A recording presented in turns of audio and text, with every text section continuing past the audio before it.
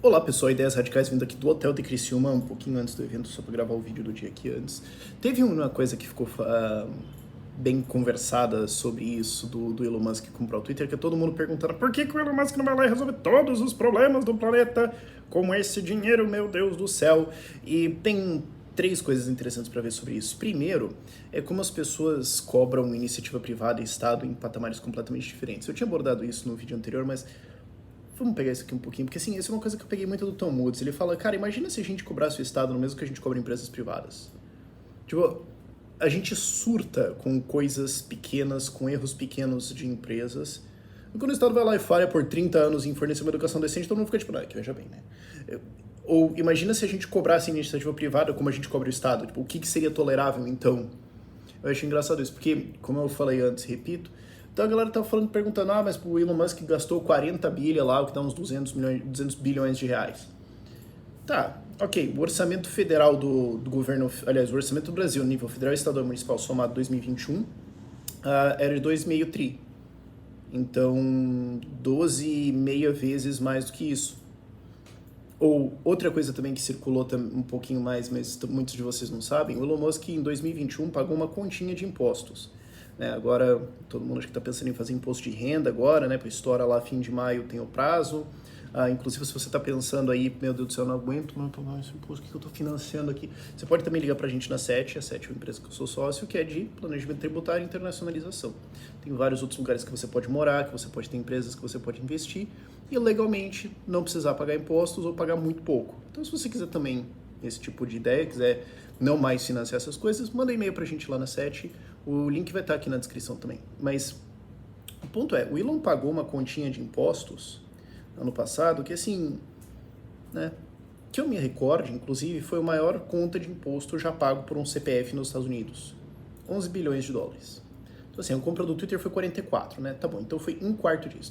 Porque 44 bilhões ele podia ter acabado com a fome no mundo. Tá. Os Estados Unidos pegou esse dinheiro e acabou com um quarto da fome do mundo? Não. Em toda probabilidade, esse dinheiro mais provavelmente virou uma bomba na casa de alguém do que virou um prato de comida pra alguém. Então, assim, não é falta de dinheiro. Isso é uma coisa que eu tô muito feliz. Todo desastre sempre tem alguma coisa assim que você pode olhar, pelo menos isso, né? Eu tô muito feliz que pelo menos as pessoas começaram a olhar e falar, não, mas peraí, o Estado tem muito mais dinheiro que isso, por que não faz? O que está acontecendo aqui? A gente tá, acho que, e isso não é só Brasil, acho que isso é Estados Unidos, eu tô vendo isso mais também, mas eu tô vendo isso muito mais no Brasil, a galera começar a perceber qual que é o tamanho da estrovenga, que é o negócio, porque as pessoas não têm senso de dimensão muitas vezes. Acho que se você pedisse para as pessoas chutarem qual é o orçamento da cidade delas, elas iam errar por, no mínimo, uma ordem de magnitude, eu suponho, mas isso é outra discussão. Mas as pessoas começaram a pensar, mas peraí, cara, tem um monte de dinheiro lá, por que os caras não resolvem o problema? Por que a gente tá cobrando? Por que tem um monte de... Por que é razoável, ou se parece razoável, para uma galera cobrar que ele vai lá e resolve esses problemas, nas outras organizações têm um orçamento tão maior, que não foi adquirido voluntariamente, inclusive, nos cobra, nos resolve, ok, tanto faz. Ou mesmo as pessoas que receberam, né? Alguém apontou isso, vários alguém apontaram isso, né? Pô, tem um monte de gente que recebeu esse dinheiro. Por que não estão cobrando deles para resolver? Mas eu acho que é pelo menos interessante que as pessoas começaram a pensar esse tamanho, essa dimensão das coisas e começar a cobrar as coisas de acordo, começar a perceber que a gente tem uma disparidade do que se cobra. E é uma coisa também, o Tom Woods ele também fala isso, né? O Evangelho segundo o Estado, né? É você pensar, então se tem um problema, então o jeito de você resolver é dar mais dinheiro pro Estado e não perguntar por que esse problema ainda existe em primeiro lugar, certo? Eu até falo, cara, imagina se o Estado fosse tipo o Walmart. E daí você vai na escola do Walmart e tudo de bom que aconteceu na história da humanidade foi de acordo com os presidentes do Walmart, como eles fizeram isso. E a gente acharia isso ridículo, mas ainda assim é o que contou o Estado. Não, sempre que teve um problema ele foi lá e resolveu, e os problemas que ainda existem é porque não tem dinheiro pro Estado. As pessoas estão começando a perceber que tem um problema nesse raciocínio. Segunda coisa que também veio de boa nisso é as pessoas começarem, ao perceber o tamanho disso, começar a pensar, mas por que não resolve? E uma vez que você começa a pensar nisso, que você começa a pensar em por que não está sendo feito e começa a entender os incentivos do dia a dia, o mecanismo da coisa, cara, tu vira uma população de risco para libertarianismo muito grande. É muito questão de tempo isso aí, sabe? Foi o que aconteceu comigo, inclusive, né? Eu sempre falo, eu nunca achei eleições uma coisa inteligente, eu sempre achei que, quando me explicaram um sistema de eleições de como resolver os problemas da sociedade, eu achei que era a ideia mais burra que eu já vi na minha vida. Eu não consegui entender como é que as pessoas achavam isso, mas enfim. Mas aí eu comecei a pensar em eficiência, né, pô, como é que a gente faz para os decisores fazer as coisas? E eventualmente você chega no sistema de propriedade privada, mas o problema principal o problema principal, né, que eu falei que os outros dois pontos de por que esses problemas não são resolvidos é uma questão de incentivos e uma questão de sistema de preços, que se a gente quiser falar muito formalmente é o problema de cálculo econômico. Mas primeiro é de incentivos. Vou fazer uma pergunta simples. Deputado se elege sempre prometendo levar esgoto para aquela região do estado. Se ele levar esgoto, ele vai se reeleger como? Deputado X sempre se reelege falando que ele vai fazer a educação funcionar. Tá, mas se a educação ficar boa pra caramba, ele vai se reeleger como? Qual é o incentivo? O que ele ganha? Outra coisa também que eu vivi falando durante o novo marco do saneamento, né, que ele estava tramitando uma legislação de saneamento. É um ditado relativamente comum da política que cano não dá voto. Por isso que eu não tenho saneamento. Porque é uma obra muito cara, é uma obra que enche o saco, vai revirar todo o trânsito, você vai quebrar tudo, botar as manilas lá, um porre, fede, é um saco. Aí você termina a obra, cobre tudo, ninguém vê porcaria nenhuma, custou uma puta grana e não dá voto. Ninguém viu. É muito melhor você pegar muito menos dinheiro, reformar umas pracinhas, pintar umas escolas, fazer uma árvore de Natal bonita, fazer 2 eventinhos nada a ver, e o prefeito ir lá, cantar o hino da cidade, fazer umas bobeirinhas assim e pegar uns votos nisso. Incentivos. O que ele ganha ao resolver o problema? Nada. O que ele ganha se o problema continuar? Ou qual é a punição se o problema continuar? Imagina se a gente tivesse algum tipo de responsabilização criminal, tipo, ó, o candidato se comprometeu a resolver essas coisas, se não resolver, ele vai ser processado. Faz qualquer contrato com iniciativa privada aí. Ah, eu me comprometo que você vai me pagar X e eu vou entregar A, B, C e D. Não cumpre A, B, C e D pra você ver o que acontece contigo.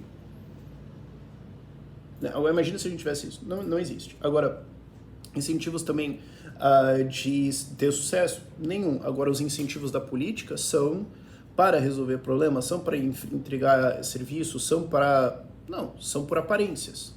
O que você precisa é dos votos, o que você precisa é convencer as pessoas. E assim, na prática, especialmente em eleições majoritárias, e especialmente quando você tem um sistema de voto distrital, como é o americano, você só precisa ser menos pior que o outro cara. É só isso. Você não é muito mais complicado do que isso, tá? No nosso sistema de legislativo, pelo menos, apesar de ser pior, eu acho, pelo menos você tem que argumentar alguma coisa, talvez, ou cativar as pessoas. No sistema distrital, você tem, especialmente bipartidário como nos Estados Unidos, você tem que falar o outro cara é literalmente a reencarnação de Satã, Hitler e Stalin chacinando crianças, então vote em mim. O outro cara vai falar a mesma coisa, quem assustar os outros mais se elege. Basicamente isso. Mas você tem esse problema de incentivos. Agora, mais tecnicamente falando, você tem um problema que é o problema de cálculo econômico, que é como usar recursos eficientemente, ou seja, como que eu junto gente, espaços, coisas, tecnologia, papapá, combino isso de alguma forma que de fato entrega o que você quer. Isso é um problema de empreendedorismo, falando em linguagem bem técnica econômica, isso é um problema de organização de fatores. Qual é a melhor forma? O problema é que para você saber como organizar essas coisas, ou seja, eu uso mais tecnologia aqui ou eu uso gente? Eu expando ou eu coloco uma nova tecnologia? Eu estou em agricultura, eu gasto mais em tentar aumentar a eficiência dos meus equipamentos ou é melhor eu abrir novos espaços e plantar eles lá? O que é mais, o que produz mais? O que vai dar maior resultado em termos de unidades do serviço ou produto produzido? Para ter essa conta eu preciso ter preço. Quanto custa? Quanto custa contratar mais pessoas? Quanto custa contratar pessoas melhores? Quanto custa novos equipamentos? Quanto custa investir em tecnologia? Qual é o risco? Eu preciso ter isso. Quanto custa o crédito para eu tirar e pagar essa porcaria? E você só tem um sistema de preços quando você tem no mínimo 2 pessoas tentando comprar alguma coisa. Se você só tem uma pessoa, você não tem um leilão. Você precisa de 2. E essas 2 pessoas precisam estar comprando esses fatores, pensando em como que elas vão aplicar isso para ter lucro. Então, se você não tem um sistema de lucro, se você não tem competição, se você não tem esse sistema de preços, não existe possibilidade. Não é uma questão assim de dificuldade, inteligência, poder computacional. É uma questão de impossibilidade lógica. Não existe como você calcular o que é melhor fazer. Existe opinião, existe sentimento, existe vontade, existe convicção. Mas não existe um meio que você pode objetivamente metrificar essas coisas. E depois você vai ter um outro problema que é a diferenciação de produto. Digamos que eu tenho uma educação, um sistema educacional, que é muito baseado ao redor de habilidades sociais, esportivas e musicais. E é uma escola assim, e vai ter português, matemática e tudo mais, mas tem muito de música lá, as crianças saem aprendendo 3 instrumentos, 4 línguas e escrevendo um livro de fantasia, sei lá. Você tem uma dessa, e você tem uma outra escola que é super científica, que é super, não tem música, não tem esses rolês, não vai ter esporte, não, mas o esporte mais radical que o pessoal vai jogar xadrez, que se foda, e a gente vai fazer isso, uma preparação super científica para o pessoal ser engenheiro. Qual escola é melhor? A resposta é, não sei, depende. O que você quer? Qual que você prefere? Você tem que poder escolher entre duas coisas diferentes. Se você não tem esse poder de escolha, que é uma coisa subjetiva tua de o que você acha, não tem como a gente avaliar se é realmente isso que você queria. Tem um sistema, é esse aqui, você vai ter que usar. Você gostou dele? Pô, e daí se você gostou ou não? Não tem outro? Não tem incentivos para pessoas criarem outras coisas, não tem como competir, não tem como criar coisas novas, não tem competição entre empreendedores, né, ou capitalistas, sei lá o que for, não tem compradores diferentes tentando comprar esses recursos a diferentes preços para ver o que é mais eficiente. Então é logicamente impossível você fazer uma organização que faça sentido e que atenda as pessoas.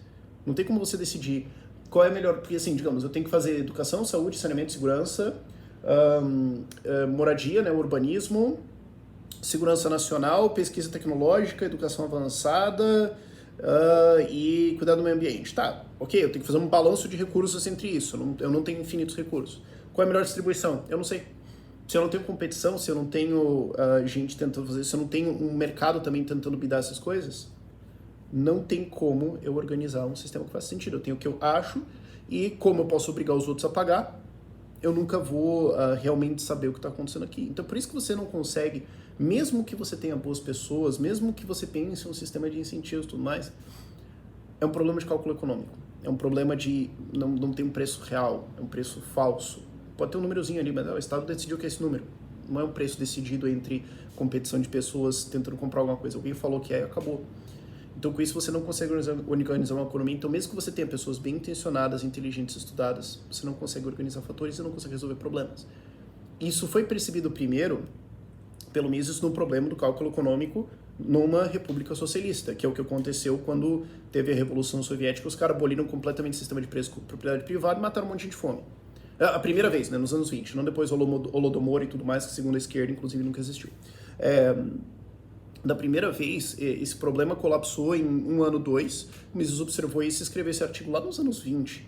E o que aconteceu foi que alguns anos depois a União Soviética capitulou e voltou para alguma pequena semblância de sistema de preço, alguma coisa que conseguiram organizar alguma coisa minimamente, porque senão teria um capote completo. Agora, esse problema não é só, tipo, numa república comunista. Aliás, república comunista nem faz sentido. Aliás, não faz sentido essa expressão, né? Não faz, né? Eu tô cansado, desculpa. Não faz sentido, é que eu tava pensando numa Socialist Commonwealth, que é o título do você entendeu? Não é um problema só disso, é um problema de toda vez que você não tem preço e competição, não tem organização, não tem inovação, não tem nada, tem caos e tem o Estado fazendo um negócio e depois falando, você não gostou? Que pena, paga. E aí depois você tem que aguentar a Samir Bonfim falando, mas por que o Elon Musk não pega esse dinheiro e acaba com a fome? E aí você vê quanto que ela gasta, você vê quanto que esse deputado gasta, fundão, você vê todos os privilégios disso, fala, vocês não resolvem porque vocês não querem ou porque vocês não conseguem. Mas é falta de dinheiro, meu Deus. Não é. Por esse vídeo é isso. Tchau, tchau. Hora da palestra, bora lá.